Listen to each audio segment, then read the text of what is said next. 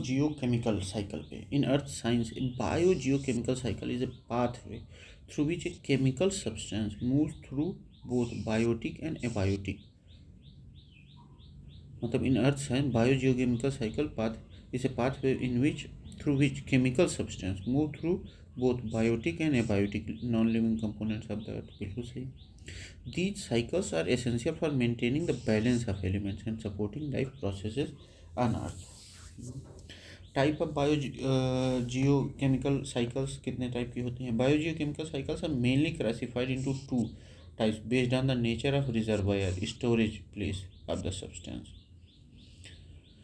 पहला gaseous cycle. The main reservoir of the element is the atmosphere और hydrosphere. ये कहाँ रिजर्व होता है? एटमॉस्फेयर या हाइड्रोस्फीयर में. जैसे oxygen cycle, O2 cycle, vital for respiration, combustion और रेस्पिरेशन के लिए जरूरी है. Nitrogen cycle involves nitrogen fixation, nitrification and assimilation, ammonification and denitrification. इन सब में नाइट्रिफिकेशन की ज़रूरत पड़ती है. अब आता है हम लोगों को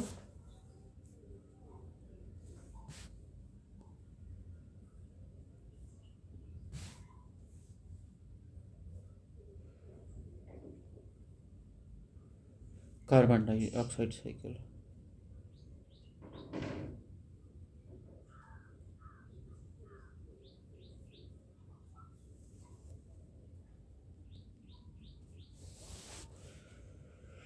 moves carbon among the biosphere, atmosphere, oceans and geosphere through processes like photosynthesis and respiration.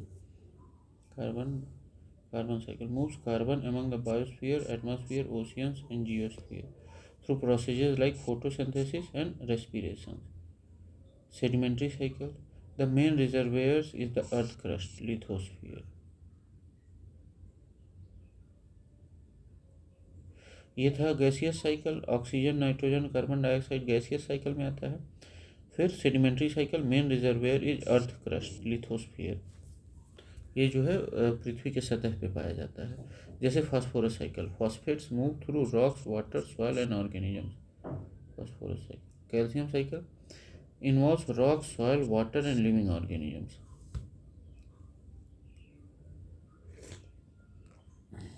Involves rock, soil, water and living organism. Sulfur cycle involves the atmosphere, oceans and earth crust. Sulfur cycle involves the atmosphere, oceans and earth crust. Potassium cycle involves soil, water and plant uptake. Phosphorus cycle, phosphates move through rocks, water, soil and organisms. Calcium cycle involves rocks, soil, water and living organisms. Sulfur cycle involves the atmosphere, oceans and earth crust. Potassium cycle, soil, water and plant uptake.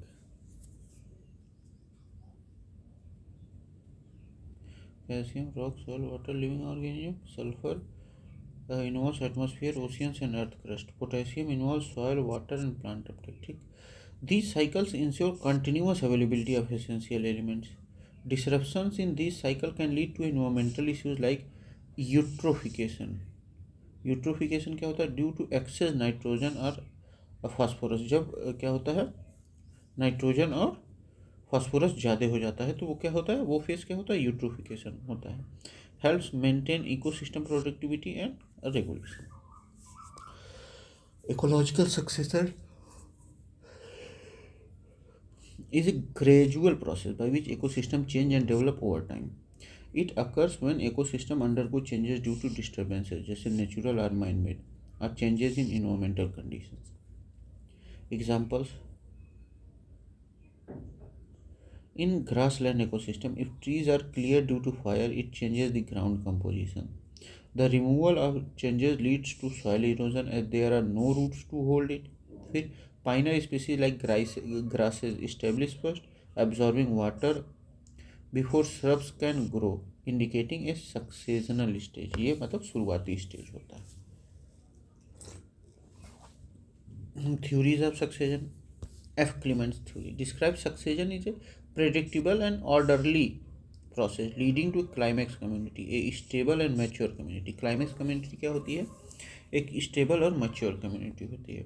He studied wetland communities and emphasized the orderly sequence of development. E. Adams contribution, ये तो Clement जी ने वो किया था. ई Adams ने क्या किया? Describe biotic succession as sequenced process, एक सीक्वेंस का प्रोसेस बताया with predictable stages leading to ecosystem stabilization. Stages क्या होता है? इकोलॉजिकल सक्सेशन का nudation, formation of a bare area due to disturbances like landslides and fires. No life exists, जैसे मान लीजिए ये क्या है? न्यूडेशन है, मतलब यहाँ कुछ है ही नहीं. फिर माइग्रेशन, डिस्पर्स्ड और arrival of seed on spores into area. अब यहाँ क्या हुआ कि कुछ सीड्स और स्पोर्स यहाँ के गिरे हुए थे. पाइनर स्पेसीज स्टार्ट टू कोलोनाइज. अब यहाँ क्या कुछ कुछ बढ़ना शुरू हुआ. ठीक, ये क्या हुआ? माइग्रेशन. न्यूडेशन के बाद माइग्रेशन. फिर एसएसीज, इसमें क्या हुआ? Germination, growth and establishment of pioneer species. अब इसमें थोड़ा थोड़ा ग्रोथ होना शुरू हुआ. ठीक. एडाप्टेशन टू न्यू इन्वायरमेंट, इसने क्या किया? इस न्यू इन्वायरमेंट को अडॉप्ट किया. फिर आता है एसएस के बाद reaction, modification of the environment by pioneer species, जैसे soil formation, organic accumulation, matter accumulation, जो ऑर्गेनिक मैटर एक्यूमुलेशन है, या न्यूट्रिफिकेशन करेंगे. इन सारी चीज़ों को करके ये थोड़ा सा रिच बनेंगे. ठीक. अब allows other species to invade and establish. मान लीजिए अदर स्पेसीज आ रहे हैं, जैसे खरगोश आ गया, या ऐसे ऐसे धीरे धीरे जानवर आ गए. ऐसे क्या हुआ? एक इकोसिस्टम बिल्ड हो रहा है. स्टेबलाइजेशन, क्लाइमेक्स, ये क्या होता है? क्लाइमेक्स होता है. Development of A stable and mature community. अब यहाँ क्या? एक स्टेबल और मैच्योर कम्युनिटी रहने लगी. Represent the final stage of succession where ecosystem becomes stable, species composition remains constant over time. अगर कोई बाहरी डिस्टर्बेंस ना हो रहा है तो यहाँ क्या सारी चीज़ें एक बैलेंस तरीके से रहेंगी, मतलब इस थ्योरी के हिसाब से. लेकिन अब इंसान कहाँ क्या ना करते हैं. तो पहला स्टेज मान लीजिए न्यूडेशन है, फिर माइग्रेशन हुआ, फिर क्या हुआ? एसेस हुआ.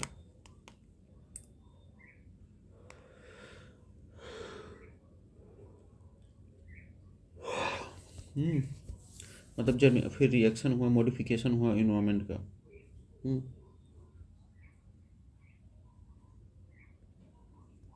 और फिर स्टेबलाइजेशन, लास्ट स्टेज क्या है? Stabilization, climax. Type of ecological succession, primary succession occurs in area that are initially lifeless, जैसे वॉल्केनिक आइसलैंड्स हो गए. Start from a bare rock और sand, takes a long time to develop a climax community. Secondary succession occurs in areas where disturbance has removed vegetation but soil remains, मतलब soil है लेकिन vegetation ख़त्म हो गया है, जैसे abandoned farmland. Progress faster than primary succession due to pre existing soil. वो क्या है? Secondary succession. Example forest. After a forest fire the bare ground is first colonized by grasses and shrubs followed by small trees and eventually the original forest re-establishes. फिर original forest क्या होता है? Re-establish हो जाता है. Biogeochemical cycle क्या होता है? The biogeochemical cycle is the process through which element substances move through both biotic and abiotic, non-living and living component of the earth. These cycles are essential for maintaining balance of nutrients, ensuring the sustainability of ecosystem. Example, carbon, nitrogen, phosphorus and sulfur. ये gaseous हैं. Types of biogeochemicals. Gaseous cycle, elements circulate between the atmosphere and biosphere. Example, oxygen cycle involves respiration and photosynthesis. Nitrogen cycle include nitrogen fixation, nitrification, assimilation and denitrification. Sedimentary cycle, elements move between earth's crust and living organisms. जैसे phosphorus cycle, rock deposit released through weathering and mining. Sulfur cycle originates from rock weathering and volcanic emissions. देखिए, the cycling of elements in an ecosystem is called biogeochemical cycles. Cycling of elements in an ecosystem is called biogeochemical cycle. In ecosystem, the cycling of elements occur through biogeochemical cycle. These cycles ensure the movement and transformation of elements within or between ecosystem. जैसे nitrogen cycle, where nitrogen moves from atmosphere to soil and living organisms and back. In which biogeochemical cycle the weathering of rock is the main source of nutrient entry to the cycle. तो अब देखिए, carbon, nitrogen और sulphur, sulphur भी sedimentary ही है, rock weathering and volcanic, लेकिन phosphorus वो होगा nutrient entry cycle. हाँ, phosphorus cycle is unique as it does not include a gaseous phase. Weathering of rock release phosphate in the soil where they are absorbed by the plants. Phosphorus move through soil, water and living organisms, but there is no significant atmospheric exchange. In aquatic ecosystem, phosphorus is a limiting nutrient as it is less soluble in water. Excess phosphorus from fertilizer can cause eutrophication in water bodies. Eutrophication in water bodies.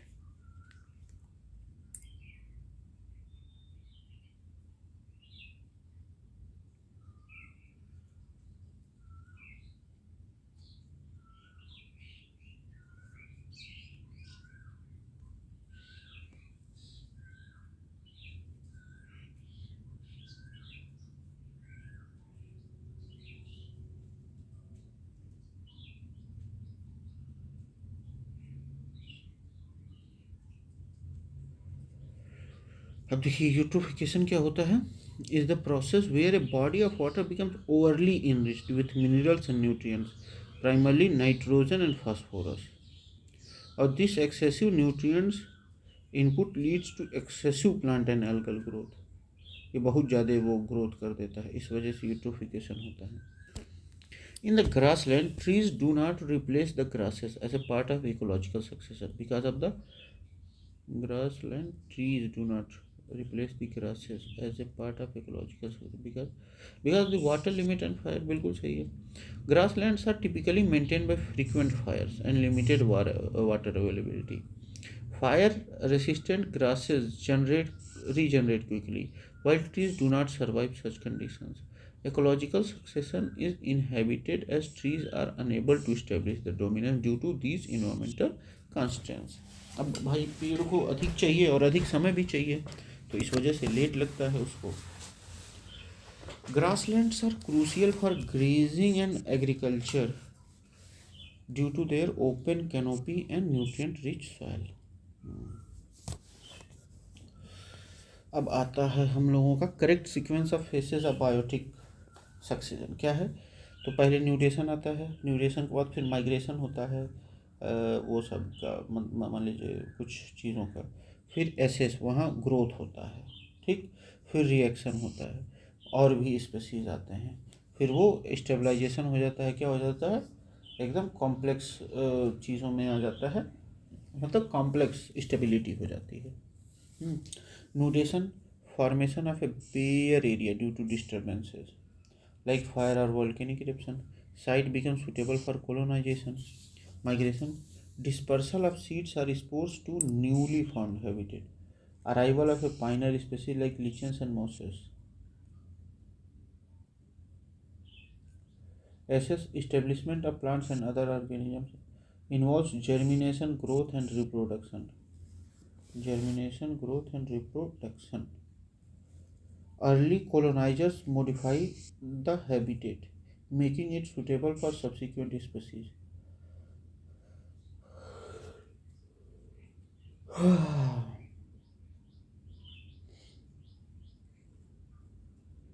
Establishment of plants and other organisms involves germination, growth and reproduction. Early colonizers modify the habitat, making it suitable for subsequent species.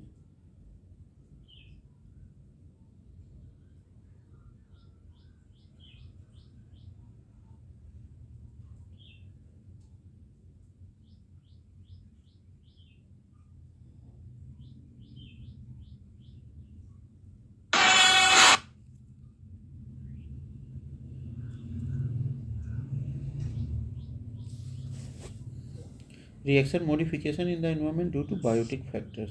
Replacement of one community by another through competition. Stabilization, climax community, final stable stage with equilibrium between species and environment. Minimal changes and community is self-sustaining.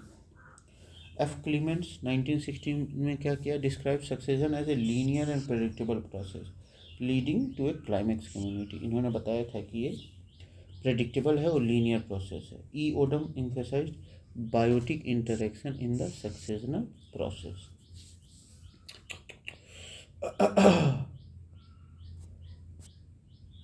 चलिए ठीक है.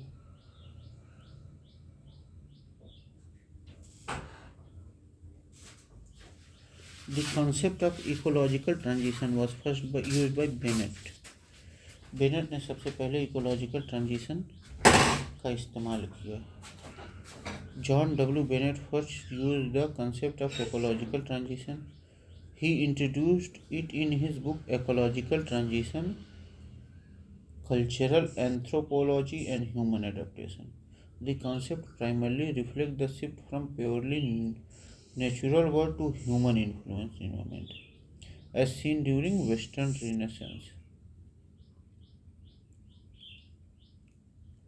Ecological transition. It represents the change in human societies where nature gets incorporated into culture, जैसे agricultural practices replacing natural ecosystems.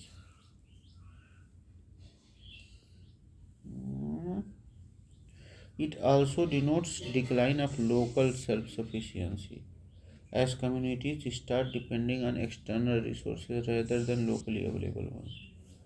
It also denotes the decline of local self-sufficiency as communities start depending on external resources rather than locally available ones. The concept highlights the anthropocentric orientation, emphasizing human domination over natural ecosystem. So Bennett's work is considered pioneering in cultural anthropology as it bridges human adaptation to changing ecological context. This concept becomes critical when understanding the impact of industrialization and urbanization on natural ecosystem. ठीक, तो Bennett ने जो दिया था वो ecological transition का concept दिया था बेनेट ने. अब देखिए, the entire sequence of communities that successively changes in a particular area are called ecological succession. A series is a sequence of ecological communities formed during ecological succession. It represents progression of biotic communities from a pioneering stage to climax community. जैसे transformation from bare rock, pioneer community, to mature forest, climax community. In primary succession, the seed starts on a surface where no soil exists, जैसे lava flow.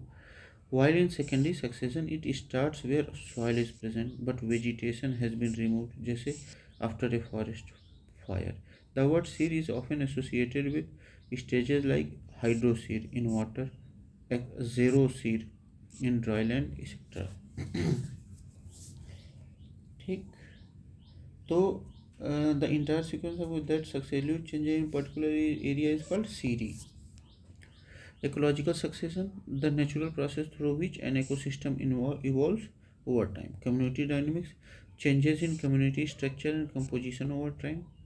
Pyramid of biomass, a graphical representation showing biomass at each trophic level.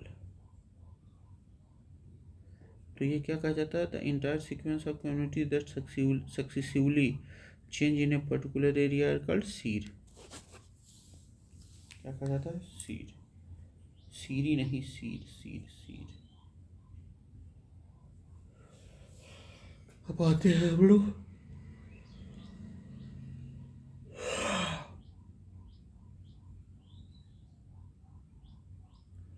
ये ecological succession होता है नहीं. A sere is a stage in the sequential development of a plant और animal community that leads towards the climax community.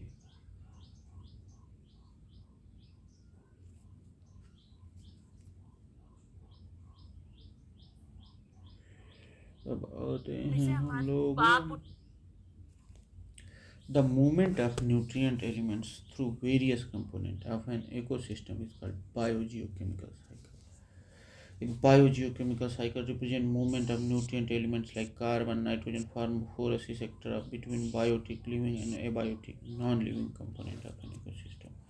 These cycles ensure circulation of essential elements from the sustenance of life. They include cycles like carbon cycle, nitrogen, phosphorus, water. The term biogeochemical cycle reflect the interaction between biological and geological and chemical processes. Biogeological cycle,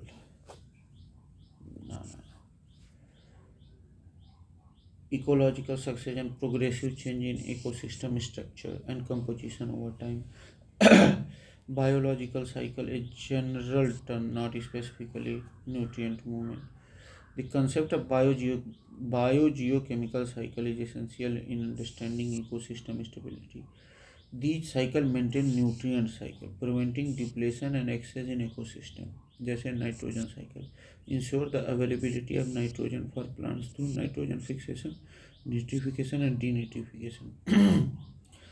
John W. Bennett's concept of ecological transition highlight how human activities reshape natural ecosystem, important for understanding anthropogenic impact.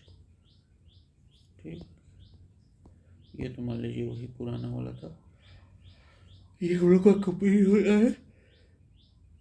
Thank you Baba.